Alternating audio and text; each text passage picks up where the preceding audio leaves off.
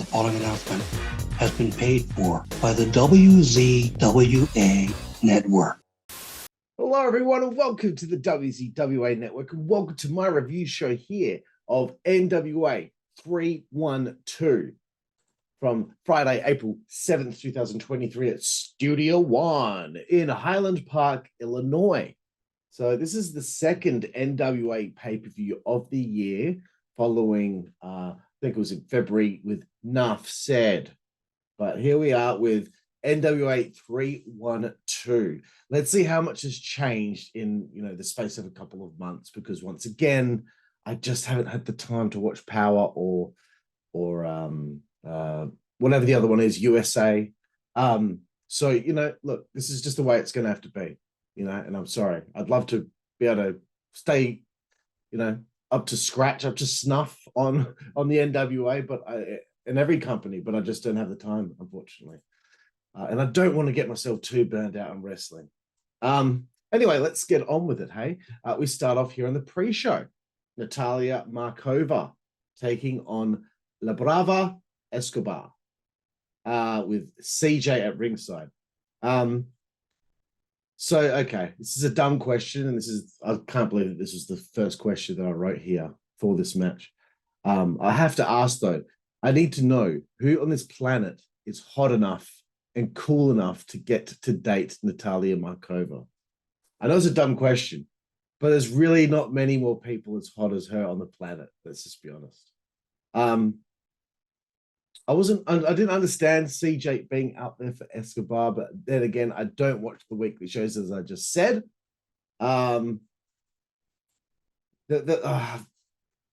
kind of made a bit of a boo-boo with some of these match reviews here, because I didn't really write a lot of notes for this one, except for the referee. I didn't think needed to be so pedantic about the count, because you have to remember where the camera is as well. It kind of killed the finish here, but it was a nice little opener to start the show. Let's move forward.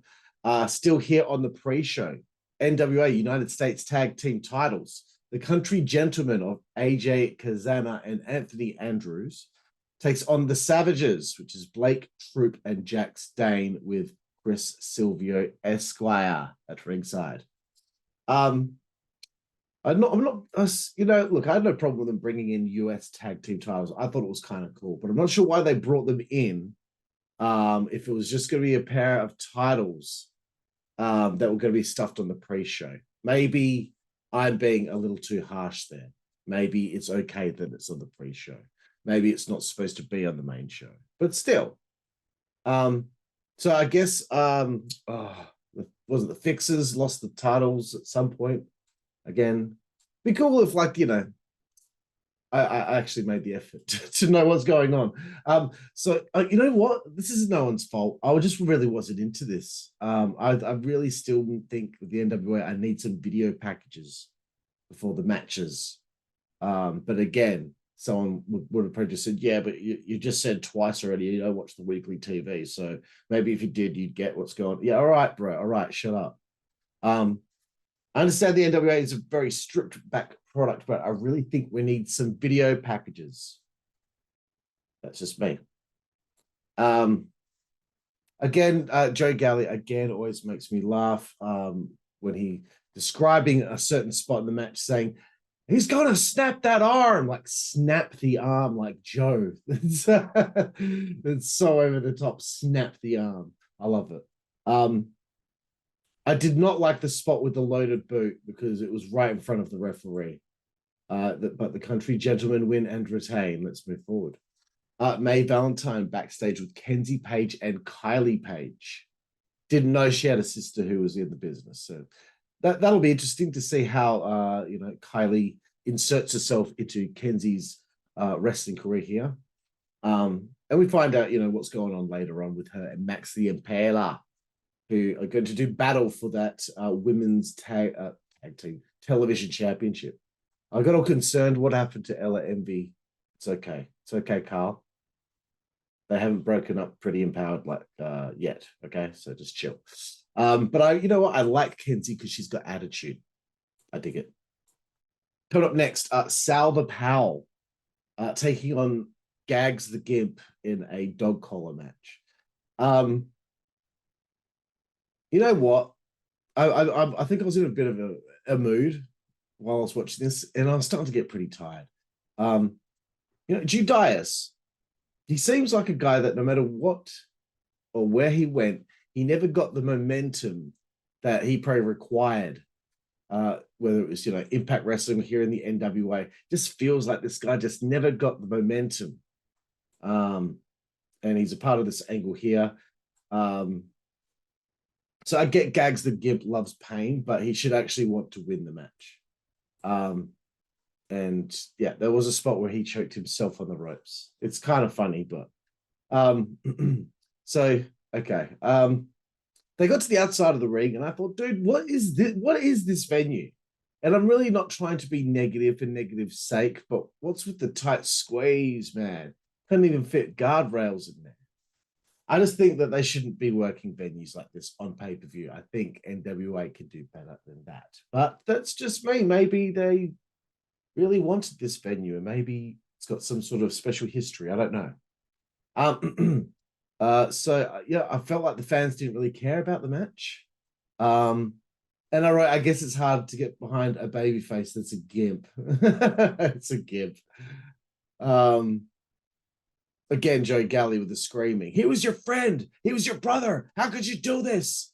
Just he's so dramatic, and that's what makes him my 2022 play-by-play commentator of the year.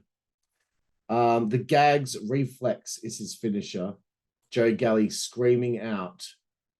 No, Joe Galli's like the nicest guy ever, and he's screaming out the Gaagz reflex out loud. The Gaagz reflex. That's just, to me, again, that's funny because he's like the nicest, kind of prim and proper, sweetheart of a guy. And I had him on the Insider's Edge podcast on this channel for a fantastic interview you should all check out.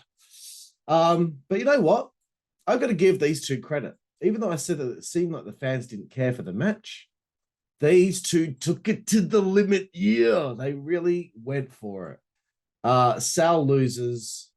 But yeah, the crowd weren't reacting. I don't know. And I just thought to myself, imagine shaving your head after growing it for years and it's shaved for no reaction.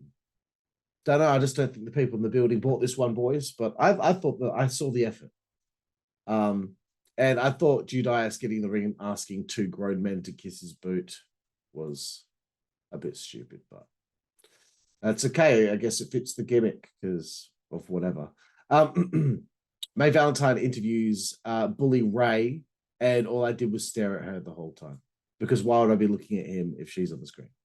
Coming up next, a grudge tag match. Daisy Kill and Talos taking on Mike Knox and Trevor Murdoch. So this is how, again, it's been a couple of months. And lo and behold, Mike Knox is no longer in the Cardona family and he's teaming with Trevor Murdoch.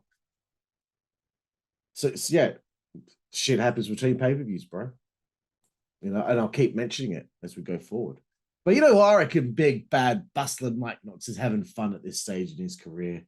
He probably never thought he'd be able to work on a platform that he's on right now, with the NWA, but, not have to work that full-time schedule. So that's, again, what's great about the NWA. It gives guys at that stage in their career something to sink their teeth into. Do some creative stuff. Have some fun. Do wrestling the way that you got in. The reason you got into the business was to be able to do something and not just sit on the bench waiting for someone to give you an opportunity. No, the NWA gives that to these guys.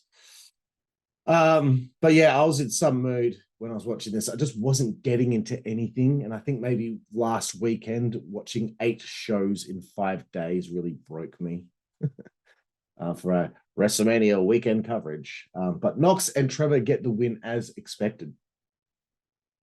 So NWA 312 gets underway. And I just thought to myself, why couldn't they just have Joe Galli and Tim Storm commentate together? Just them two. Velvet couldn't be on the show, unfortunately.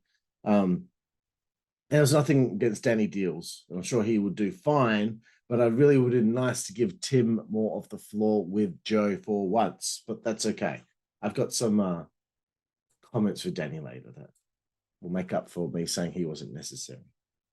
Let's get on with it. NWA National Championship. EC3 challenges the champion Cyon with his father, Austin Idol, at ringside. And I'm going to say it again. I think this is like the third NWA, maybe fourth now. Since his debut, okay? I'm still not sold on EC3. I don't know what it is. I just feel like his matches just haven't clicked with me since he returned to the NWA, that is. So this was a slow start for this one. I just want to see what the hype is about with EC3 because I still feel like I haven't seen it. You know, it was real shame what happened with him and Alex Riley at the last show. Poor Alex. He was trying. Everyone's so mean on the internet. But anyway, I didn't really have many notes here. I just expected EC3 to win. But I just seems like that control your narrative thing never really went anywhere. You know? It's nothing against Cyon, but also with him, I've never been into the storyline or character either. And the national title doesn't really make a lot of noise in my world, I said. Must have been in some mood, because look, this wasn't that bad, but it didn't blow my mind. Yeah, and I thought EC3's submission didn't look very good either. The purpose. Anyway, I'm sorry for being negative.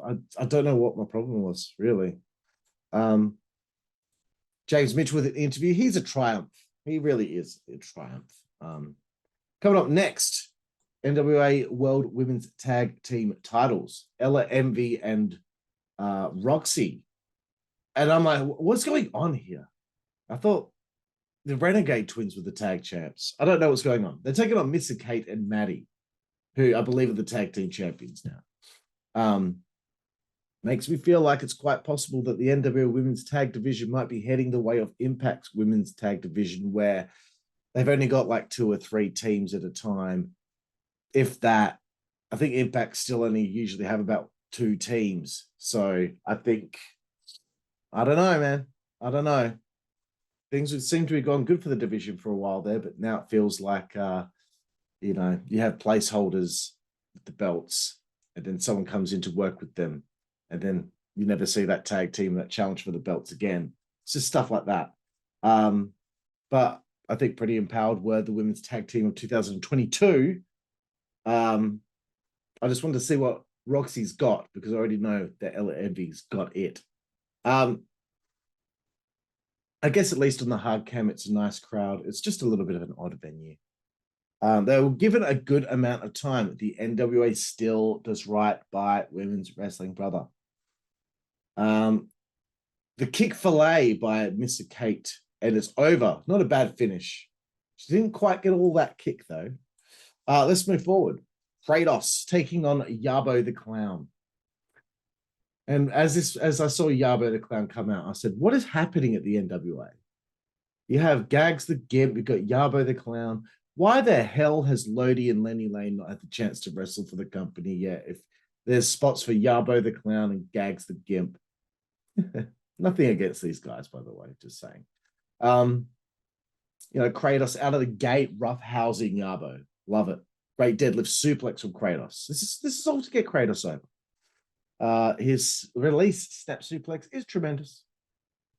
Also great catatonic. I thought Yabo deserved props here. He E for effort, and Sassafras maximized his minutes out there. I was impressed. I thought he did good. The double arm DDT in the Sister Abigail style from Kratos for the win. Thought it was cool. The Bob Luce, or is it Luce or Luce? I'm sorry. I had it all written down properly yesterday, and I can't remember how it was pronounced. Well, I'm just going Bob Luce. Memorial Battle Royal. And you know me with Battle Royals. Sometimes I think they're too tough to enjoy. First note, Angelina Love is so fit. Second note, CJ, you know CJ, the girl that comes out with Magic Jake Dumas. She's dedicated to the character. Well done. Okay, this is where Danny Deals got me. I think Joe or Tim said, how do you eliminate a guy like Legursky? Because he's a big bastard. And Danny said, bring a pizza out here. Brilliant, dude. Brilliant. I love humor like that. So yeah, the big elimination spot for the big man, Wrecking Ball Legursky. You know what? Most of the time I couldn't stop looking at CJ because she keeps making me laugh. Like no emotion. She's just smiling and happy and presenting it. The character just doesn't think or feel anything on any level. Like that's what makes me laugh about it. Like what kind of person is that? I was assuming Odinson was going to get the win here, or homicide. Magic Jake Dugmar gets eliminated. CJ gets knocked over. Kind of funny, seeing all those legs of hers just toppling over. It came down to Odinson and Thrillbilly. Poyo Dogmar got on the apron and got sprayed to the face, which was a nice, little spot which allowed Thrillbilly to fire up. But then he was cut off with a pounce from Odinson. But then Thrillbilly picked up the win. He's gone places, this lad. I'm telling you, I like this Thrillbilly fella. Okay, let's move forward again. NWA Women's Television Championship, the inaugural television champion for the women's division. Kenzie Page taking on Max the Impaler in the finals of this tournament. I thought Max to win, surely. Of course, out comes the boss of the NWA, William Patrick Corgan, as William Patrick Corgan had a trophy for the winner, and I guess the winner gets to decide the design of the television championship. So interesting stuff and an interesting concept there from William Patrick Corgan. I did also kind of laugh at the way he said thank you to Kyle Davis, because it sounded like he said thank you, Care, like Cartman says it to Kyle in South Park, because I still watch cartoons. You know what? I saw some old pictures of Kenzie. She's really got herself into some great shape. Would like to know her secret. Also, I'd like to give a shout out to my homeboy, for fellow Guns N' Roses fan, Mike Durbin at ringside. I saw your bald head there, bro. I got my bald head right here. Bald brothers. Me, you, and William Patrick Corgan. Great selling from Kenzie, because Max the Impaler is the powerhouse in this match. The powerbomb spot from Smot. The powerbomb spot from Max the Impaler. Very cool. I thought it was definitely going to be a win for Max. Then Samantha Starr gets involved, which I believe is the daughter of Baby Doll. You can see my exclusive interview with Baby Doll here on the Insider's Edge podcast on this channel. Kylie Page comes out to get involved, which is a bad idea, because Kylie's, tiny, and Max the Impaler, well, what's going to happen there. It got slightly messy at this point with the interferences, but it wasn't like that bad. I'm just saying. Kenzie pins Max after a cutter on the chair. And look, cool.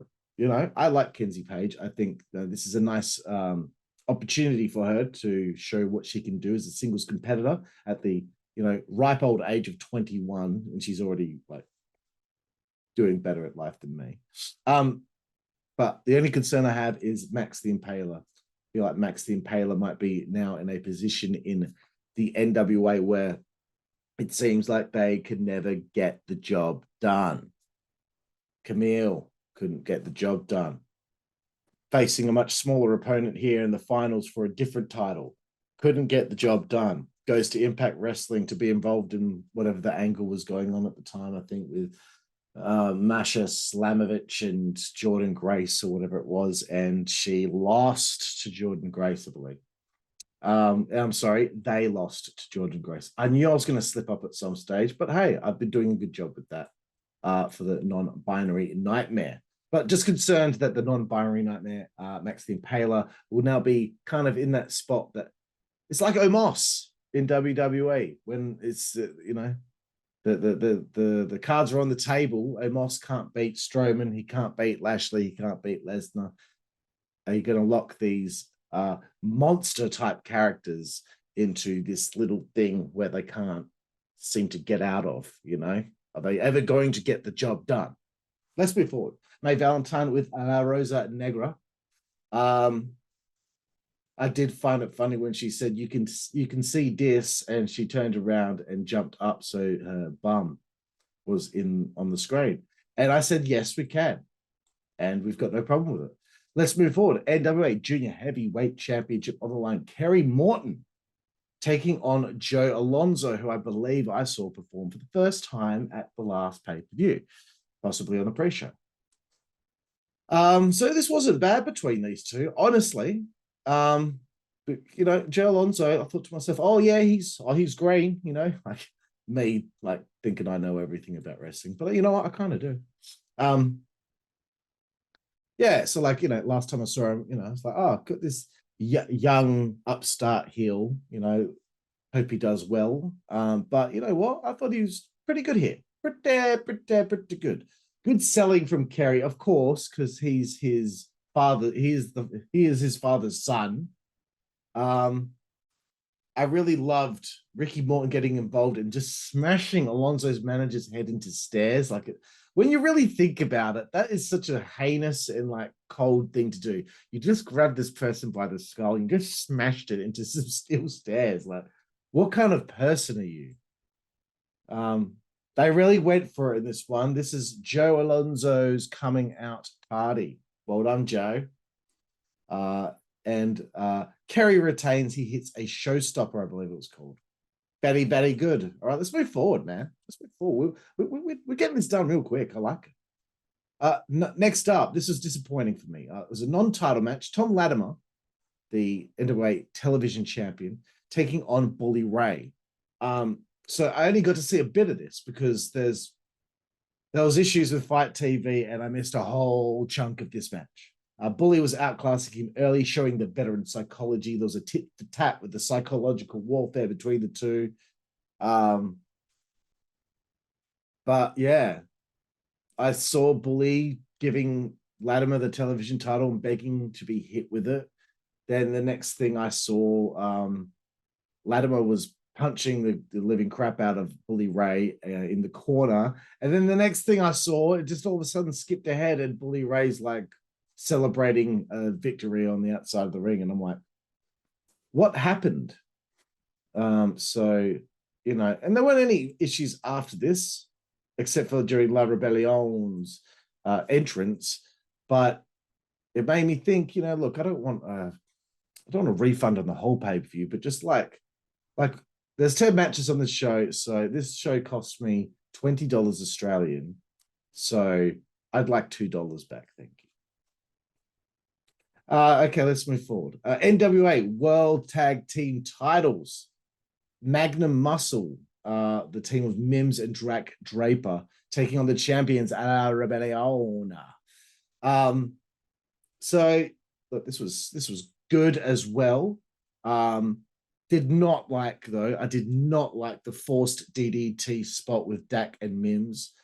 He threw either Mims or Dak into one another, and then I think I don't even know which guy from La Rebellion it was, but he did a drop kick to the guy who was subtly holding him in a DDT, and he ferociously DDT'd him. No. I don't let AEW get away with it. NWA, don't let stuff like that happen, please. But this got better the longer the match went on. They kicked it into a high gear. La Rebellion have to be on the radar of some major companies, bro. Oh, WWE. Out comes Aaron Stevens and his masked goons to attack. And I'm still popping for the loaded glove. Mims, you know what? I like Mims, but he was a little disjointed in this one. He kind of flobbed a few things. But we got to our finish of the match, the Mark of the Beast, to retain, and they actually hit that move pretty flush this time. Good stuff backstage with May Valentine interviewing Chris Adonis, the Masterpiece, who will be challenging Tyrus in the main event. Let's get to the second last match on NWA 312. It is Kamille defending the NWA World Women's Championship against La Rosa Negra, who I just saw wrestle on the last show and hit a fantastic frog splash in said match on said show. It looks like Kamille has a new world title that looks kind of the same style as the Burke. So that's cool. I like it. Nice start. The back and forth between the two. Kamille took the advantage and told the story of the size advantage, the power. Too sweet to be sour. La Rosa takes advantage of a mistake from the overzealous, overconfident Kamille, because what would happen when you got the dominance so early on? Because you're stronger, you're bigger, you're faster. You start to get overconfident. You make a mistake. Boom. Psychology. Thank you. She's throwing everything she's got at Kamille. Good call there from Tim Storm. That's the way it was being sold. La Rosa was throwing everything, even the kitchen sink, to try and get a pinfall victory over the World Women's Champion. They built the drama with the double down. You can see I really put more emphasis on analyzing Kamille matches because she's my favorite. Again, Kamille matches always with the drama, always getting the opponent over, making them look like a threat so that when she wins again, it's impressive because she just beat someone who looked like a threat. Thank you. Great cutter in midair. Did not see that coming. Then hit the spear. Boom. She'd been struggling to try and get that win over La Rosa Negra, but then she just turned it on. Just in one fell swoop, she can snap straight into it and beat someone just like that, bro. The queen of wrestling retains. Thank you. So yeah, and I was thankful that the issues of the show were only in just that one match, but so I doubt I'll ever see that Latimer Bully Ray match now, but the time has passed. It's too late now. Let's cut to the main event of the evening, ladies and gentlemen. The NWA World's Heavyweight Championship is on the line. Tyrus, the champion, taking on the masterpiece Chris Adonis. And also, by the way, you can check out an exclusive interview that I have with Kamille on our YouTube channel. So Chris Adonis has been reliable, a stand-up performer since this iteration, of the NWA has been back. Dedicated, always putting on performances of high regard. I hope this journey to the world title can continue if he doesn't win this match here. Just saying. And Chris, if you're watching this, I would like to interview you on my podcast. Thank you. So many people hating on Tyrus. So many. The internet are very mean toward Tyrus. I thought that this Master Lock psychology was going to be fun because Tyrus does look too wide that he couldn't possibly have a Master Lock locked in on him. Master's is going to have to go to a different style than his usual power game. So you did see him go to the top rope. You did see him do different kinds of drop kicks and high flying and moves and utilizing quickness and speed over the, at times, very slow Tyrus. So yeah, we get that second tease with the Master Lock. They give it to you and then they pull it away. You know, that's how it works in wrestling, ladies and gentlemen.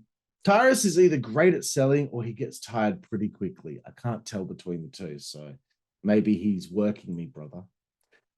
Huge scoop slam on Tyrus by Adonis.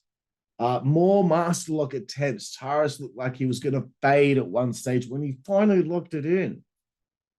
But then Tyrus just kind of, just rolls back whilst he's in a Master Lock and he's just squashing Chris Adonis and gets the pinfall victory to retain the belt. I thought that was super interesting, an interesting way to have Tyrus retain over the masterpiece. And one last thing I want to say is Lashley had kept on going on about, open challenges for WrestleMania last weekend because he really wanted a match on the show.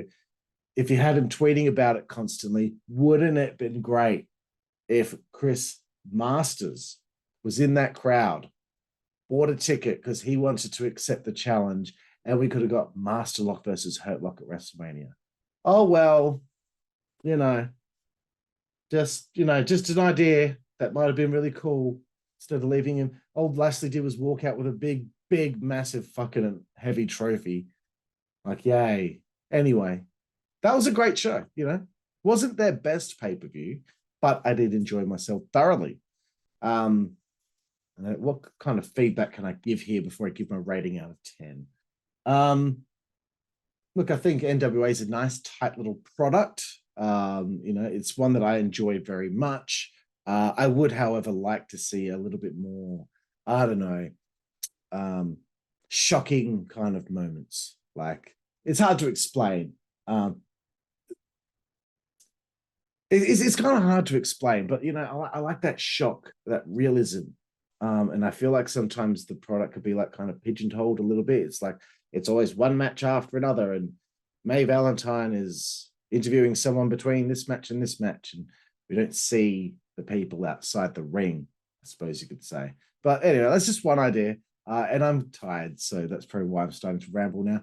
I would give this show, I'm going to give it a 7 out of 10. Again, I didn't think it was a bad show, but it didn't necessarily, blow me socks off, mate. So there we have it. Thank all of you out there for joining me right here, right now for my NWA 312 review. Right here on the WZWA network. Please check out our store on Pro Wrestling Tees Thunder Mifflin. We need like 20 more shirt sales, then we can just have a plethora of new designs up there. That would mean a lot to us. Other than that, go to www.rizon.net, rizon.net. Go to the chat room, hashtag pro wrestling, put in your nickname, join the chat room, a great bunch of people there to talk to about pro wrestling 24 hours a day, 7 days a week. I'm Karlifornia. This is the WZWA network, and we will see you down the road. Thank you. Network, that's the way we play. Good God Almighty. Don't pay network, that's the way we play. Get puppies. Don't pay network, that's the way we play. Get. The following announcement has been paid for by the WZWA network.